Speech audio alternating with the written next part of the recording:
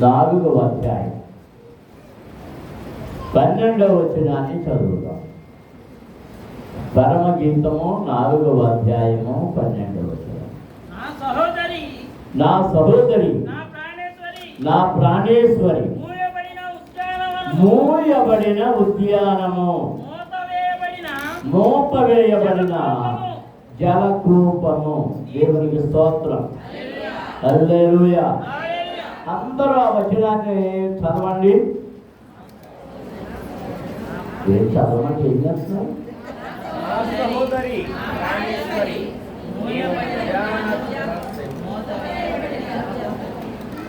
మళ్ళీ చదవండి.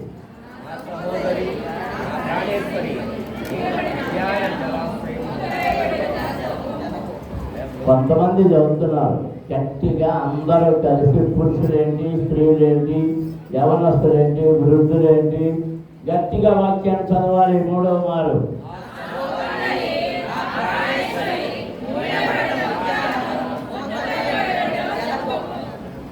దేవునికి స్తోత్రం.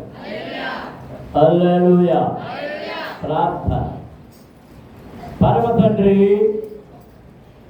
పరిశుద్ధ ప్రభువా, జీవాధిపతి, మీకు స్తోత్రములు. నీ నామమును స్తుతించుటకును ఆరాధించుటకును ఈ స్థలానికి వచ్చి పాడి సాక్ష్యములిచ్చి ఘనపరిచి మహిమపరిచాం. నీ వాక్యమును చదివి దానిని ధ్యానం చేయాలని మీ ముందు నిలిచి ఉన్నాము నాయన. నీ సంఘమైన మేము, నీ రక్తమిచ్చి మీరు సంపాదించుకున్న సంఘమైన ఈ సంఘం నీ మాట వినుటకు సిద్ధముగా ఉన్నది. నీవు ఏమి మాట్లాడాలనుకుంటున్నావు దానిని మాతో మాట్లాడమని వేడుకొంటున్నాము. నా ద్వారా నీ సంఘానికి మీరు వర్తమానం అందించాలని మీరు తలంచుతుండగా నన్ను స్వాధీనపరచుకోనండి. మీ శిలువ చాటున దాయండి, మీ ఆత్మచేత అభిషేకించండి. నా నాలుకను ముట్టండి, నా గొంతును ముట్టండి, నా భాషను సరళము చేయండి. మందమైన నా నాలుకను సరిచేసి నీ బిడ్డలకు మాటలు అర్థమయ్యేటట్లుగా ఆ నాలుకను సరిచేయమని వేడుకుంటున్నాం. నాలో నుండి మీ స్వరాన్ని నీ ప్రజలకు వినిపించి వినికిడిలో ప్రతి ఒక్కరిని ఆశీర్వదించమని యేసునాథుని నామమున అడుగుతున్నాము తండ్రి. ఆమేన్. దేవునికి స్తోత్రం. 2 చేతుల పైకెత్తి దేవునికి స్తోత్రాలు చెల్లించండి. హల్లెలూయా, హల్లెలూయా, హల్లెలూయా, హల్లెలూయా. ఈ పరమ గీతములు రక్షకుడైన ప్రభువైన యేసుక్రీస్తును పెండ్లి కుమారుడికి వధువైన సంఘము పెండ్లి కుమార్తె సంఘమునకును సాదృశ్యముగా చూపెట్టబడుతూ ఉన్నది. దానిలోని సంగతులన్నీ పాఠ రూపకంగా వ్రాయబడినటువంటి కావ్య గ్రంథం ఇది. కావ్య గ్రంథం అంటారు. దేవునికి స్తోత్రం. ఒకరికొకరు పొగుడుకుంటున్నారు, ఒకరి లక్షణాలు ఒకరు చెప్పుకుంటున్నారు.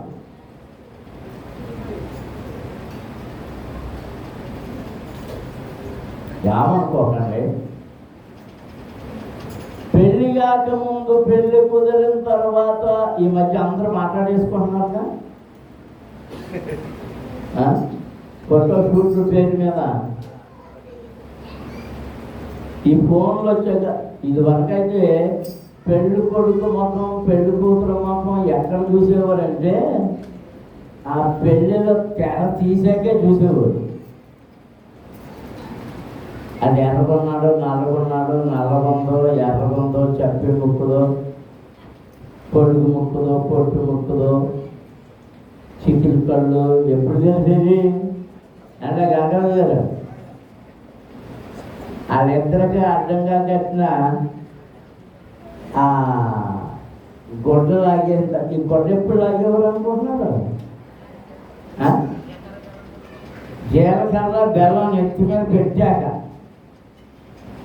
ఈ గొడ్డ ఇలాగ అడ్డం కడతా పెళ్ళికొడికి పెళ్ళికొడుతుంది మధ్యలో. అప్పుడు ఆ పెళ్లి చేసేనే మంత్రాలు చదువుతుంటాడు. ఆ జీలకర్ర అవన్నీ తమలపాకులో పెట్టి పెళ్లి కొడుకు ఇచ్చి ఇప్పుడు అమ్మాయి నెత్తి మీద పెట్టు అంటాడు. అప్పుడు అవన్నీ తీసి నెత్తి మీద పెడతారు. అది పెళ్ళి అయిపోయింది. తాడి కడతాం అది పెళ్ళి. జీలకర్ర బెల్లం నెత్తి మీద పెట్టడమే పెళ్ళి. ఆ కట్టిన తర్వాత అప్పుడు చేస్తారు. అవి పెట్టిన తర్వాత అప్పుడు చేస్తారు. అప్పుడు చూసి ఇప్పుడు గొర్రెముక్కుది అనుకోండి, ఇది ఏం చేయాలి? గుడ్డుగా అనుకోండి ఏం చేయాలి? చెవిడితో అనుకోండి ఏం చేయాలి? కర్రీ మొహంతో అనుకోండి ఏం చేయాలి? ఇంకేం చేస్తారు?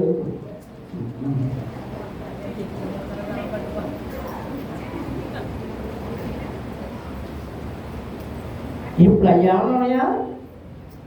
ఆ పెళ్ళి కుదరదు ముందే బక్కీ బక్కీయానా? నేను బక్కీ అని పిలుస్తాను.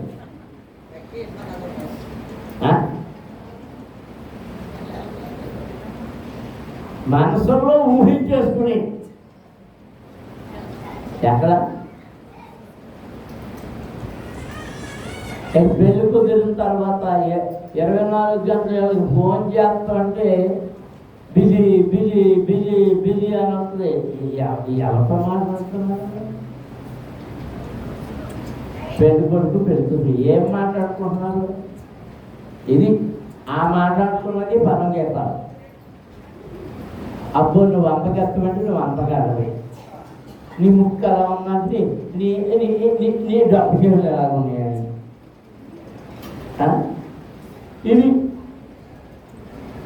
వర్ణనలు. వర్ణన ఆ వర్ణ సంఘమును గురించి తన స్వరక్తమిచ్చి సంపాదించుకున్న సంఘము యొక్క సౌందర్యమును చూస్తున్నాడు వరుడైన యేసు. కీర్తన గ్రంథంలో అదే వ్రాయబడింది, నీ ప్రభువు నీ సౌందర్యమును కోరుచున్నాడు. అందరూ దేవునికి స్తోత్రాలు చేయాలి. హల్లెలూయా హల్లెలూయా హల్లెలూయా హల్లెలూయా.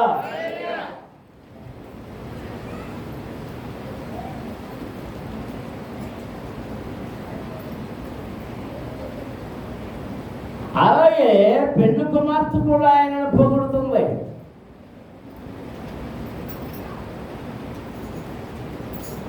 ఇప్పుడు ఇక్కడ ఈమెను గురించి ఏమంటున్నాడంటే, నా సహోదరి, నా ప్రాణేశ్వరి, నా ప్రాణం. ఎందుకు ప్రాణం? తన ప్రాణమును అప్పగించాడు కనుక తన ప్రాణం. అందరూ దేవునికి స్తోత్రాలు జరుగుతాయి. సిలువలో, కలువరి మెట్ట మీద సిలువలో ఈమె కొరకు తన ప్రాణమును అప్పగించాడు. ఆయన డొక్కలో పొడిచినప్పుడు ఆ డొక్కలో నుండి ఏమొచ్చిందట? రక్తమును నీళ్లను. రక్తమును నీళ్లను. ఆ రక్తము చేత విమోచించాడు, ఆ నీళ్ల చేత చదివాడు. దేవునికి స్తోత్రం. హల్లెలూయా. ఆదాము నుండి అవ్వ ఎలాగొచ్చింది? డొక్కలో నుండే జ్ఞానించారు. ఎవరో జ్ఞానించారు.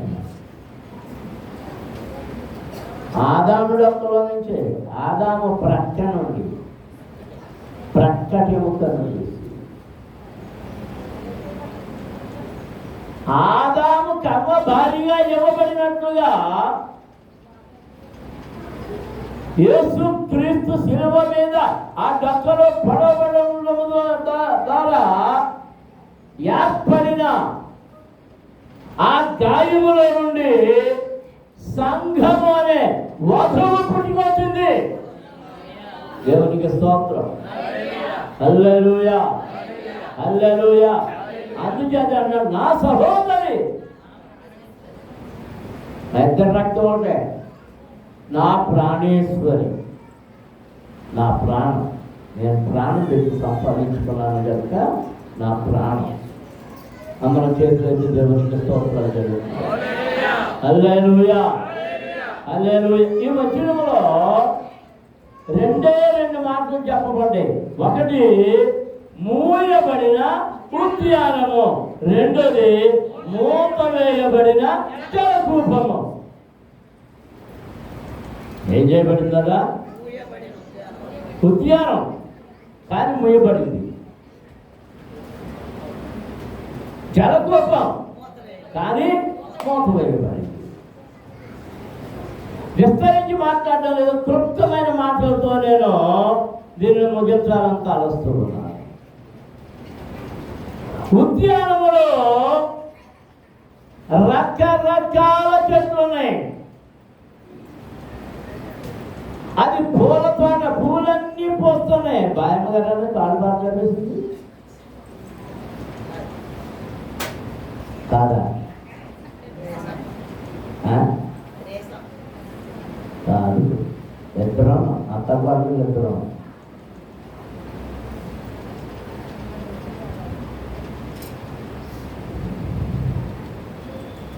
అందాల ఉద్యానవనమా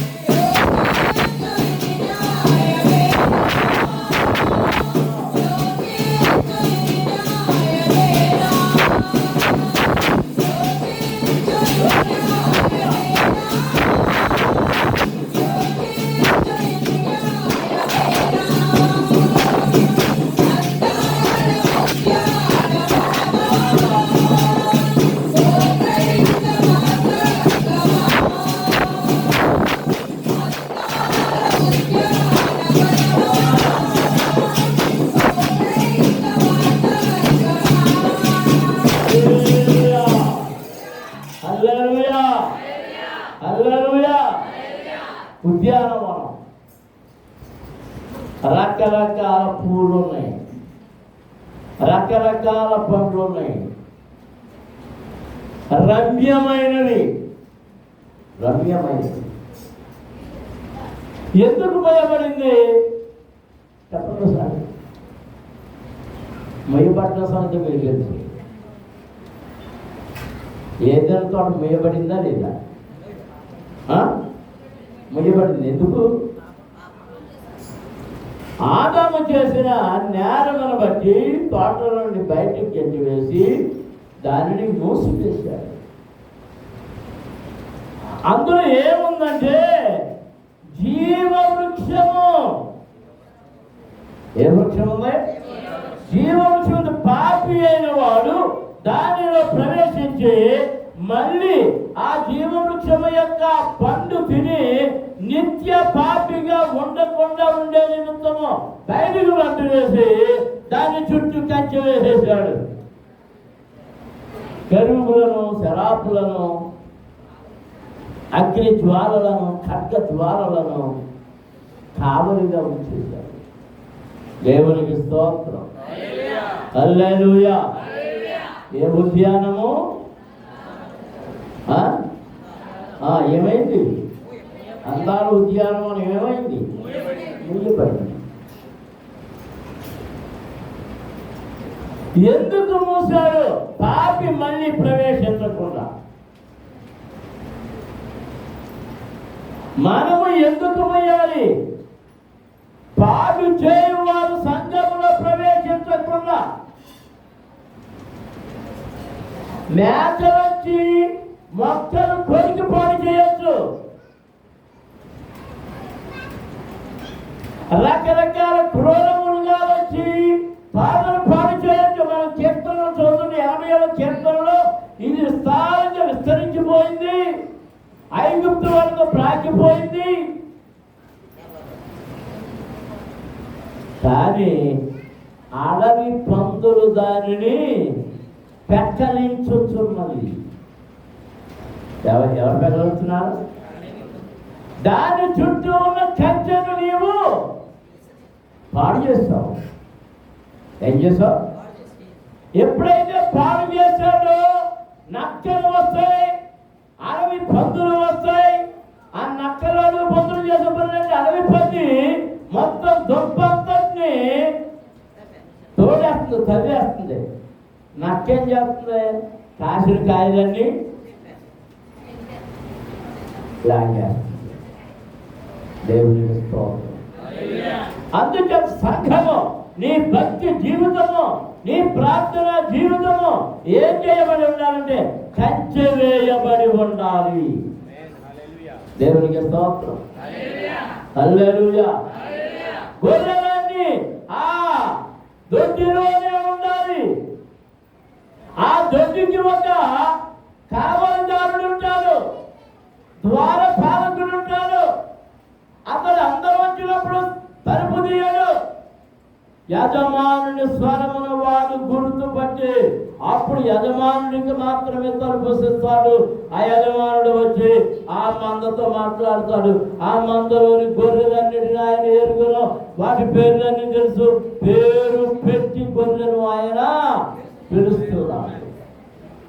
దేవునికి స్తోత్రం. హల్లెలూయా. హల్లెలూయా. ఇది వరకు ప్రతి ఇంటి దగ్గర మామిడి మొక్కలు ఎక్కువ, పూల మొక్కలు వేస్తుంటారు. అప్పుడు ఆ రోజుల్లో పూల మొక్కలు ఏంటంటే గోరెంటాలు, గోరెంట పూలు, నేను గోరెంట అంటే ఏం పేరు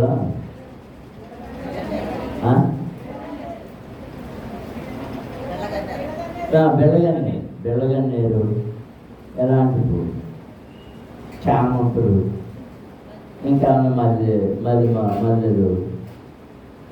నంది వర్తనాలు, ఇవే. ఇప్పుడు అంటే రకరకాల పూలు, గులాబీలు. బొర్రంపల్లిలో చాలా గులాబీ మొక్కలు వేసాం, మందారాలు వేసాం, నందివర్తనాలు వేసాం. అవన్నీ చాలా పోస్తూ ఉండేవి. రోజు నాకు ఫోన్ తగులు ఆడుకుంటున్నారండి. ఎవరో టీచరు ఆంటీ గారు దెబ్బలాడుకుంటున్నారు. టీచర్స్ ఆంటీ గులాబీలు కోసుకొని ఇస్తారు. ఆవిడ కూర్చోడు. వీళ్ళేమో ఆవిడ చూడకుండా గులాబీలు కోసేసుకుని జల్ల పెట్టేసుకుంటున్నారు. ఈవిడేమో మీరెందుకు కోరుతున్నారు, నా కూతురే కోసుకోవాలి కానీ మీరు కోసుకుంటాకే ఎటు చూసినా ఆడో కోసేవాళ్ళే ఏడో కోసేవాళ్ళే. చివరికి వాళ్ళు ఏం చేశారంటే ఆ ఇద్దరు కలిసి కోసుకొని ఎత్తలేదని నీళ్ళు ఒక్కరు మానేశారు, ఎండబెట్టేసి మొత్తం పూల తోట లేకుండా చేశారు. పూర్వం వనం లేకుండా పోయింది. నువ్వు పెట్టుకున్నావా గొల్లది ఈవిడేం చేసింది కదా ఇట్లమ్మా.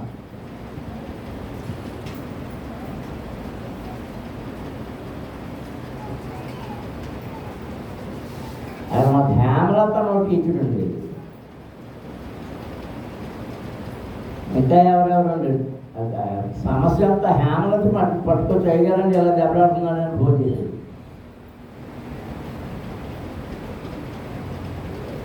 అంటే ఆకర్షణీయమైన వాటి కొరకు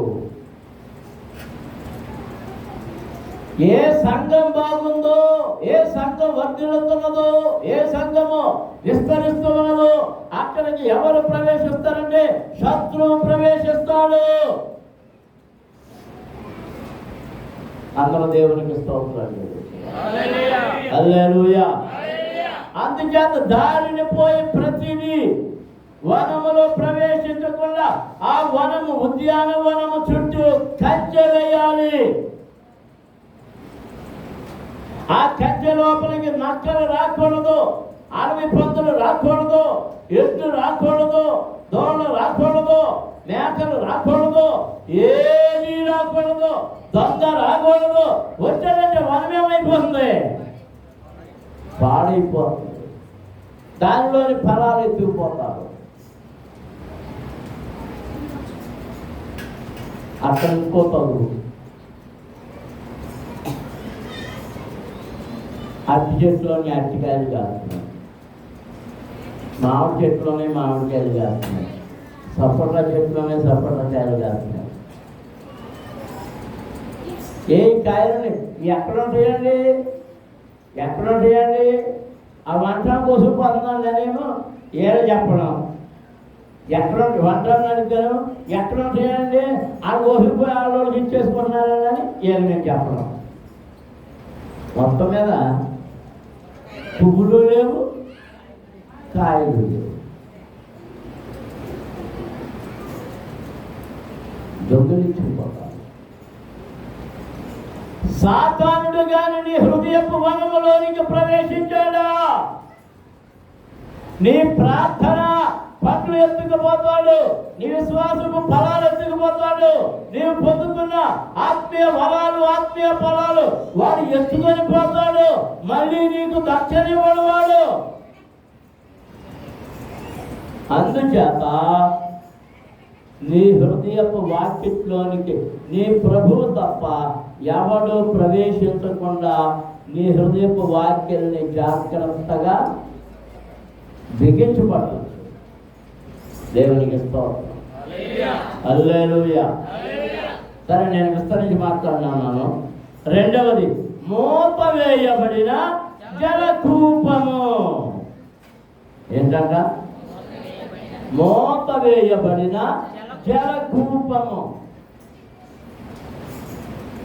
జలకూపం అంటే బావి. దానికి ఏమేయబడిందట? మూత. బావిలో ఏముంటాయి? వనమునకు కావలసిన నీళ్లు, మనుషులు బ్రతకడానికి అవసరమైన నీళ్లు, పొలానికి కావలసిన నీళ్లు, పశువులకు కావలసిన నీళ్లు అన్నీ అక్కడ ఉన్నాయి.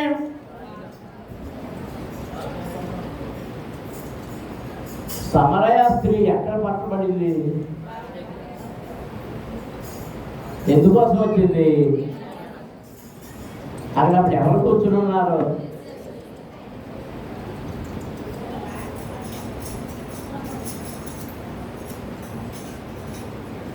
ఆమె కాని టైంలో వచ్చింది. ఒంటరిగా ఎవరైనా దొరుకుతారేమో వారితో మాట్లాడాలని ఉద్దేశం కలిగి వచ్చింది. ఒంటరిగా దొరికాడు కానీ ఆమెకు ఆయన దొరకలేదు, ఆయనకు ఆమె దొరికింది. దేవునికి స్తోత్రం. ఆయనను చూసినప్పుడు, ఆయన అడిగినప్పుడు, ఆమె ఇచ్చిన మాటల ద్వారా, జవాబుల ద్వారా ఆమె జీవితాన్ని మార్పు చేసి రక్షణలోనికి నడిపించాడు నా రక్షకుడు. దేవునికి స్తోత్రం. హల్లెలూయా, హల్లెలూయా, హల్లెలూయా. ఈ బావి నీళ్లు త్రాగు ప్రతివాడు మరలా తప్పికొంటాడు కానీ నేనిచ్చు నీళ్లు త్రాగువాడు అన్నాడు తప్పికొన్నాడు.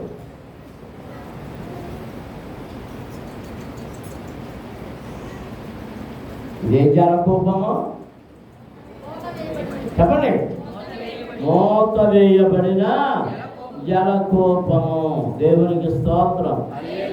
ఆ మోత వేయబడిన జలకూపం ఒకటి మనకి ఆది కాండంలో కనపడుతుంది. చూడండి, ఆది కాండం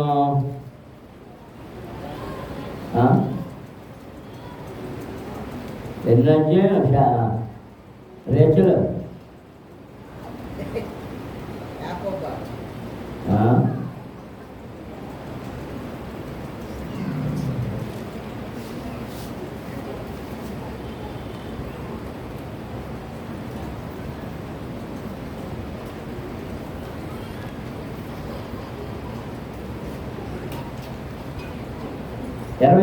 అధ్యాయం, ఆది కాండ 29వ అధ్యాయం.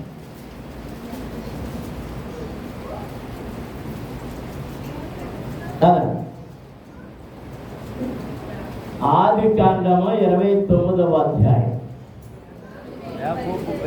యాకోబు బయలుదేరి తూర్పు జనుల దేశమునకు వెళ్ళాను. అతడు చూసినప్పుడు పొలములో ఒక బావి కనబడెను. అక్కడ దాని యొక్క గొర్రెల మందలు 3 పండుకొని ఉండెను. ఎన్ని మందలు ఉన్నాయట? 3 మందలు ఏం చేస్తున్నాయి? పండుకొని ఉండేను. కాపర్ల మందల. నేను అదే కంగారు పడిపోయి బంగాళదుంప ఉడుకుడు బంగాళదుంప నోట్లు వేసుకుంటాను. కాపరులు మందలకు ఆ బావి నీళ్లు పెట్టుదురు. ఒక పెద్ద రాయి ఆ బావి మీద మూత వేసి ఉండెను. ఏం చెప్పండి? మొత్తం వేయబడి బాగుందా లేదు? ఎట్లా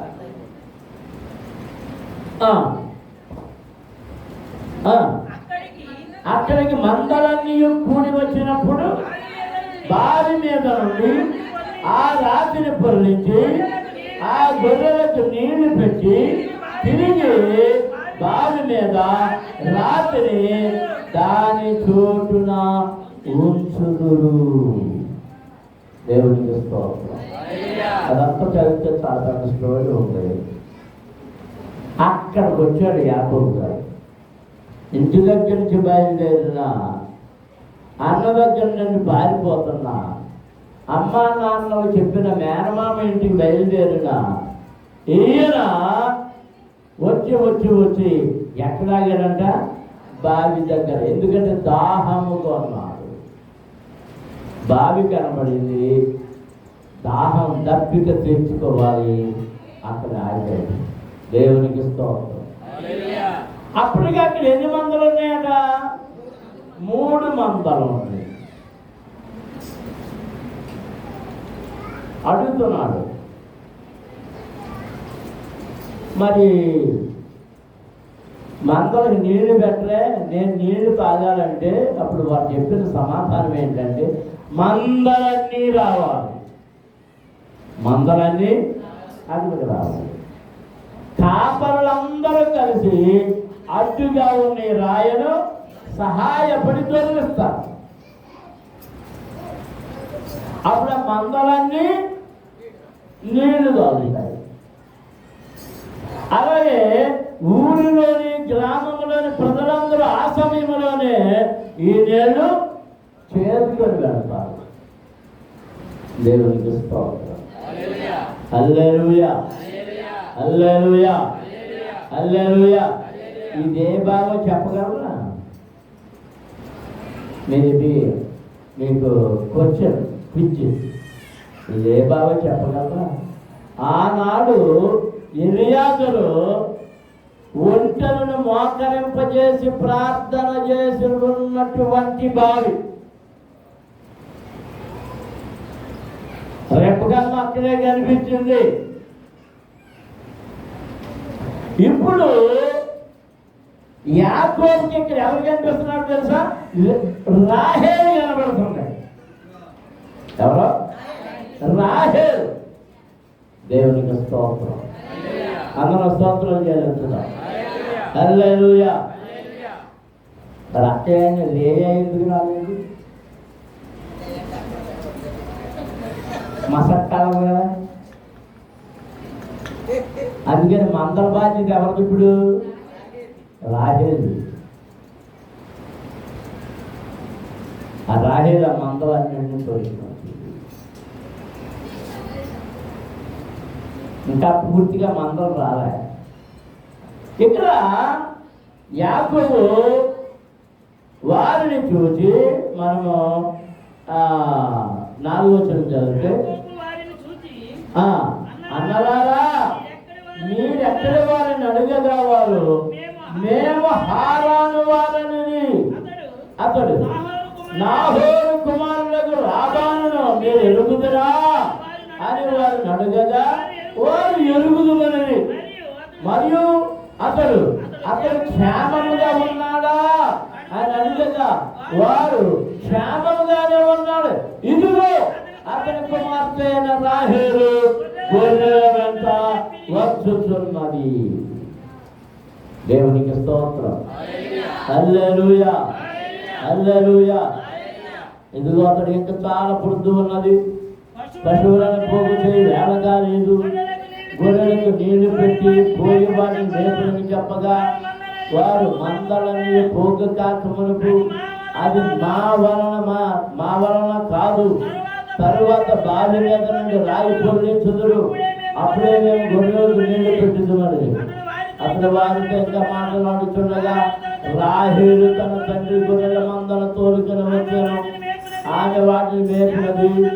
యాకోబు తన తల్లి సహోదరుని లాబాను కుమార్తెగా రాహేలును తన తల్లి లాబాను గొర్రెలను చూసినప్పుడు అతడు దగ్గరకు వెళ్ళి బావి మీద నుండి రాతిని పొర్లించి తన తల్లి సహోదరుడు లాబాను గొర్రెలకు నీళ్లు పెట్టాను. యాకోబు రాహేలును ముద్దు పెట్టుకొని ఏడ్చెను. దేవునికి స్తోత్రం. ఎక్కడ మీకు ఏమర్థమైంది? ఎక్కడ మీకు ఏమర్థమైంది రాజుగారు? నాకు మాత్రం ఒకటి అర్థమైంది. మందల కాపరులందరూ వచ్చి కలిసి దొర్లిస్తేనే గాని దొరలని రాయి ఎవరు దొర్లించారు? యాకోబు ఒక్కడే దొర్లించారు. యాకోబు ఒక్కడే. ఎవరి కోసం దొర్లించాడట? అందరి కోసం కాదు. తన మేనమామ యొక్క గొర్రెల మంద కొరకు మేనమామ కుమార్తె అయిన రాహేలు తోలుకొని వచ్చిన ఆ గొర్రెల మందల కొరకు ఆ రాయి పొందించేశాడు. దేవునికి స్తోత్రం. అంటే బలవంతుడు బలహీనుడా? ఎంతమంది బలం ఉంది? ఎంతమంది బలం ఉంది తన దగ్గర? ఇది ఎప్పుడన్నా ఆలోచించామా? ఏదో చదువుకెళ్ళిపోతాం అంతే. అంతమంది కాపరులు కలిస్తేనే కానీ చేయలేని పనిని యాకోబు భక్తుడే చేయగలిగాడు. ఎందుచేత చేయగలిగాడంటే తండ్రి చేత పొందిన ఆశీర్వాదము. దేవుడు అతనికి తోడుగా ఉన్నాడు. దర్శనములు చెప్పాడు, నువ్వు వెళ్ళి ప్రదేశంలో నిన్ను ఆశీర్వదిస్తాను, నీతో ఉంటాను, నీకు తోడుగా ఉంటాను, నిన్ను ఆశీర్వదిస్తాను, నిన్ను దీవిస్తాను, నిన్ను అనేక జనములను చేస్తాను. దేవునికి స్తోత్రం. హల్లెలూయా, హల్లెలూయా. దేవుని మహిమ, దేవుని శక్తి, దేవుని ప్రభావము ఎవరిని ఆవరించిందండి? యాకోబును ఆవరించింది. అందరూ కలిస్తేనే కానీ చేయలేని పనిని యాకోబు చేయలేదు. ఆ బావి మీద ఉన్న రాయిని ధరించాడు. మూత వేయబడిన జలకొండ. అసలు ఎందుకు వేస్తారు మూత? ఎందుకు వేస్తున్నారు? ఎప్పటి నుంచి వేస్తున్నారు? 24వ అధ్యాయంలో చదువుతాం చూడండి. ఈ ఆదికాండం 24వ అధ్యాయంలో ప్రభుడు అసలు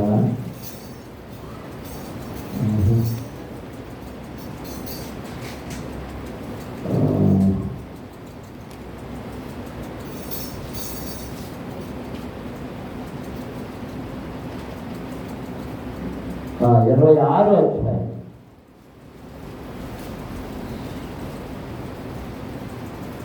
26వ అధ్యాయంలో 13వ వచనం చదువుతాం. 12వ వచనం చదువుతాం. ఇస్సాకు ఆ దేశమందున్న వాడై విత్తనం వేసి ఆ సంవత్సరం నూరంతా ఫలము పొందాను. యెహోవా అతనిని ఆశీర్వదించను గనుక ఆ మనుషుడు గొప్పవాడయ్యను. అతను మించిన గొప్పవాళ్ళకు వరకు క్రమక్రమముగా వృద్ధి పొందుతూ వచ్చాను. అతనికి గొర్రెల ఆస్తులు, వడ్ల ఆస్తులు, దాసులు, గొప్ప సమూహములు కలిగినందున ఫిలిష్తీయులు అతని యందు అసూయపడిరి. అతని తండ్రి అయిన అబ్రహాము దినములలో అతని తండ్రి దాసులు తవ్విన బావులన్నిటినీ ఫిలిష్తీయులు మన్ను పోసి పూడ్చివేసిరి. దేవునికి స్తోత్రం. హల్లెలూయా. ఈ బావులు ఎవరు తవ్వించినాయంట? అబ్రహాము తవ్వించింది. నీళ్లు లేని ప్రదేశాల్లో బ్రతకడానికి నీళ్లు కావలసినప్పుడు మిగిలిన రాజులు వాళ్ళు తవ్వించారో లేదో, వాళ్ళకి నీళ్లు దొరికినాయో లేదో, కానీ అబ్రహాము తవ్విన చోటల్లా బావులన్నీ నీళ్ళే నీళ్ళే నీళ్ళే. దేవునికి స్తోత్రం. అతని బావులు తవ్వించిన చోట్ల అతను నివాసం ఉంటున్నప్పుడు ఆ బావిలో నుండి వచ్చిన నీటి ద్వారా పంటలు పండుతూ విస్తారమైనటువంటి ఆశీర్వాదములతో నింపబడ్డాడు అబ్రహాము. ఆ తరువాత అదే స్థలములలో తండ్రి అయిన అబ్రహాము తవ్వించిన ఆ బావుల స్థలములలోనే ఇస్సాకు కూడా ఆ బావుల పూడికలను తీసి వాటిలో నుండి వచ్చిన నీటితో పంటలు పండించుకుంటూ నూరంతల ఆశీర్వాదం పొందుతున్నాడు. దేవునికి స్తోత్రం. అబ్రహాము తవ్విన బావుల్ని ఫిలిష్తీయులు ఏం చేశారంట? ఎందుకు పుట్టారు? అసూయ.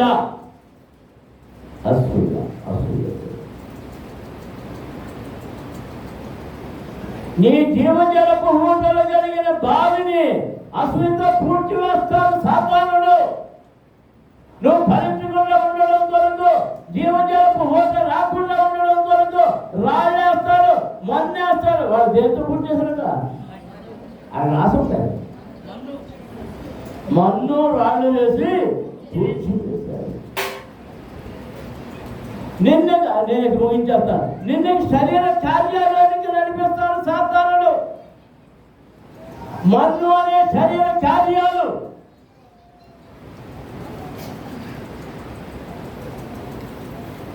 పాపం, అసూయ, సహింపులేనితనం,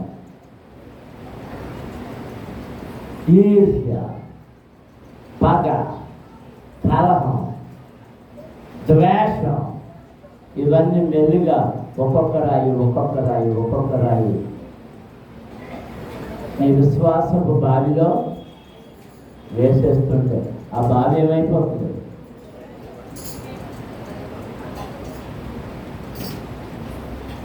నేను బాగుంటుండేది. మీకు తెలుసా? ఎంతమంది తెలుసు?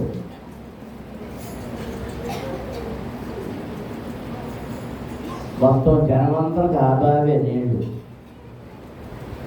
ఓ పొద్దున్న సాయంత్రం తీర్థంలో ఉండేవాడు జనం. ఒకేసారి బావిలోకి 7-8 చేపలు వెళ్ళేవి చుట్టూ నిలబడి. బకెట్లు ఉండేవి, బకెట్లు లేని వాళ్ళు చేపలు. చేప అంటే తాటేతో తయారు చేసింది, తాటాకు చేపలు. మళ్ళీ ఆ బకెట్లు కానీ తెగిపోతే అటు చేయడానికి పాతాలు కట్టారు, గేలాలు 4-5 ముళ్ళు ఉంటాయి. అట్లకి అటు చేసి దేవుడితే వచ్చి ఎంత దేవునా దొరకకపోతే ఒకళ్ళు ఇద్దరు ఉండేవారు అందులో దూకి తీయడానికి. ఆ నిలుగెంత వచ్చి ఊపిరి పెంపట్టుకున్నాడు.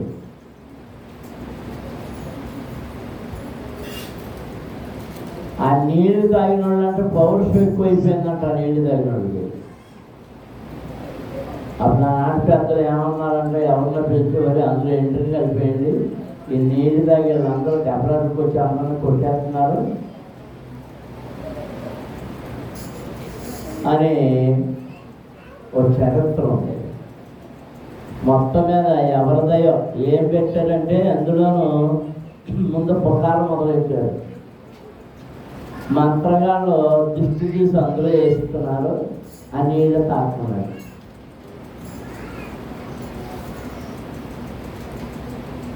రెండు మూడు సంవత్సరాలు మన సభల కోసం అందులోనే ఇదేంటి మన ఇంజిన్ వేసి నీళ్లు తోడేవాడు. చెన్నారాంకే గారిని అనియా కాస్తంతా దాన్ని సరి చేస్తే మంచిది అంటే అందులో తెగిపోతున్నాయి ఇదేంటి అదే వద్దు అవన్నీ ఇదైపోతున్నాయి ఎందుకులే అన్నాడు. ఏం లేదు చెన్నారాంకే గారికి చెప్పాను, ఆయన ఎందుకని అన్నాడు. అంతే వాళ్ళిద్దరి మాట వద్దన్నప్పుడు ఇంకేమన్నమాట ఇకంతా చెప్పారు. కొంతకాలం దానికి ఏదో ఇద్దరు తగిలించారు. ఈ వాటర్ ట్యాంకులో తగిలించిన తర్వాత ఈ నీళ్లు దొరకడం మానేస్తాయి. నీళ్లు దొరకడం మానేస్తే ఏమైపోద్ది బావి? అందులో తాటాకు మొక్కలు వేస్తారు, ఆ మొక్కలు వేస్తారు, ఈ మొక్కలు వేస్తారు, తెగిపోయి చెప్పులు అందులో పడిపోతే అలా అలా అలా నీళ్ళంతా ఏమైపోతుందంటే పాడైపోయి కంపు కొడుతుంది. ఆ తర్వాత ఎంత ప్రయత్నం చేసినా బాగు చేయాలని నా వల్ల కాదు, అది బాగా అవ్వాలి. చివరికి అది ఏమైపోయింది? ఇప్పుడు ప్రజలు బాగుందా లేదు, బాగా మూతపడింది, బాగా మూతపడింది.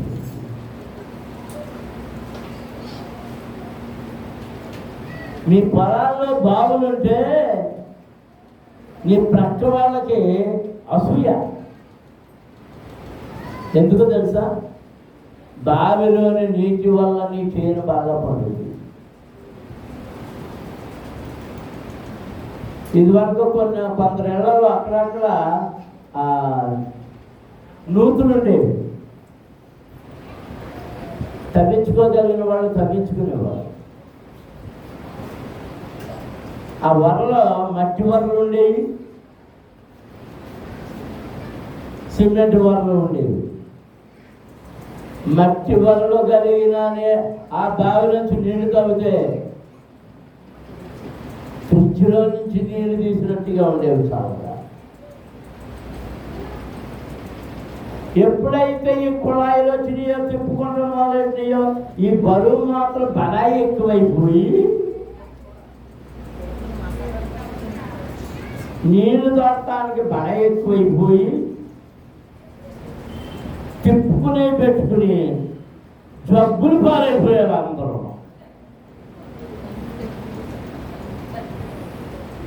నీళ్లు తాగడం వల్ల శరీరం ఎక్సర్సైజ్ ఉండేది. నీళ్ళ కింద మొయ్యడం వల్ల ఎక్సర్సైజ్ ఉండేది. ఇప్పుడు ఎక్సర్సైజ్ ఉంది. అందుకే ఒకళ్ళు 200 కేజీలు బస్తాల్లో తయారైపోతున్నారు. పెద్ద పెద్ద పొట్టలు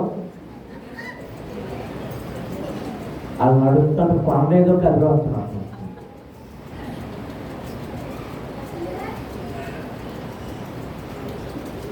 నీళ్ళ బావిలోంచి నీళ్లు దొరికితే ఏమవును? కొవ్వు పట్టదు, అది కరిగించేస్తుంది. పొద్దున్న మధ్యాహ్నం సాయంత్రం ఇదే ఉద్యోగం.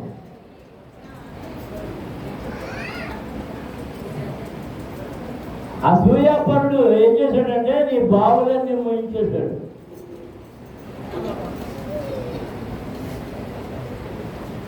ఎంతమంది ఇంట్లో ఈ సూర్య కర్ర ఏదో అది పెట్టించుకున్నారు? సోలార్.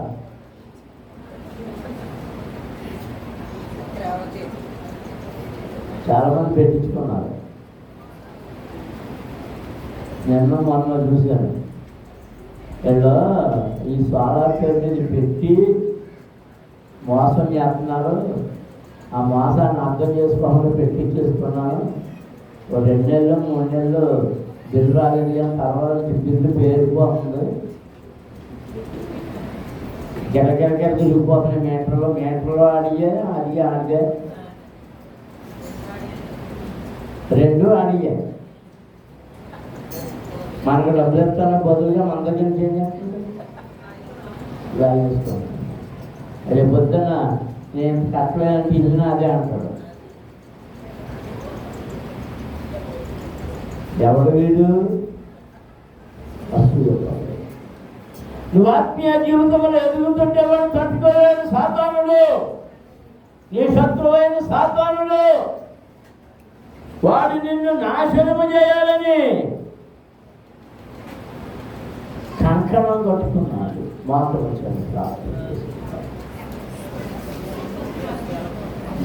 ఈ మధ్యాహ్న సమయంలో ప్రభువా నా జలకూపములో ఏ మన్ను పడకుండా చేయండి, ఏ రాళ్ళు పడకుండా చేయండి. నా ఉద్యానవనము భద్రంగా ఉండేటట్లు చేయండి ప్రభువా. చెడు విత్తనాలేమి అక్కడ పడకుండా చేయండి. నా ఫలములు సాతాను ఎత్తుకొని పోకుండా చేయండి.